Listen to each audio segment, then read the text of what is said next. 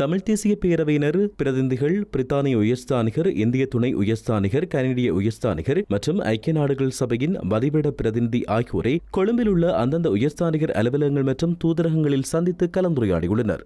இதில் தமிழ் தேசிய பேரவையின் தலைவரும் நாடாளுமன்ற உறுப்பினருமான கஜேந்திரகுமார் பொன்னம்பலம், தமிழ் தேசிய மக்கள் முன்னணியின் பொதுச் செயலாளர், தமிழ் தேசிய பசுமை இயக்கத்தின் தலைவர், தமிழ் தேசிய கட்சியின் தலைவர், முன்னாள் நாடாளுமன்ற உறுப்பினர் ஈஸ்வரபாதம் சரவணபவன் ஆகியோர் கலந்து கொண்டனர். இதன்பின் அறிக்கையொன்றை வெளியிட்ட கஜேந்திரகுமார் பொன்னம்பலம், இந்த சந்திப்பின் போது கடந்த மார்ச் 28ஆம் தேதி வெளியிடப்பட்ட வடமாகாணத்தின் வவுனியா தவிர்ந்த 4 மாவட்டங்களில் சுமார் 6000 ஏக்கர் காணியை அரச காணியாக சுவீகரிக்கும் அரசின் வர்த்தமானி அறிவிப்புக்கு எதிராக ஆட்சேபனைகளை தெரிவித்ததாக கூறினார். வடகிழக்கு மக்கள் யுத்த காலத்தில் பல தடவைகள் இடப்பெயர்வுகள் காரணமாகவும் போர் அழிவுகள் காரணமாகவும் பெருமளவு மக்களின் சொந்த காணிகள், ஆவணங்கள், சொத்துக்கள் இழக்க வேண்டி ஏற்பட்டதாகவும் குறிப்பிட்டார். இவ்வாறான நிலையில் மக்கள் தமது தாய் நாட்டிற்கு திரும்ப வேண்டிய சூழல் ஏற்பட்டால் அவர்கள் இங்கே வாழ முடியாத சூழல் உருவாகும் என்றும், இந்தியாவுக்கு மிக பெரும் பங்கு உள்ளதாகவும், அதன் அடிப்படையில் இந்திய உயர்ஸ்தானிகரை சந்தித்து சுட்டிக்காட்டியதாகவும் அவர் தெரிவித்தார். இந்த மக்கள் அரசின் பயங்கரவாத அச்சுறுத்தலூடாக நாட்டை விட்டு வெளியேறியிருந்த நிலையில் இந்த அரச வர்த்தமானி வெளியிட்டதன் நோக்கம் மக்களின் காணி பிரச்சனைகளை தீர்ப்பதற்கு அல்ல,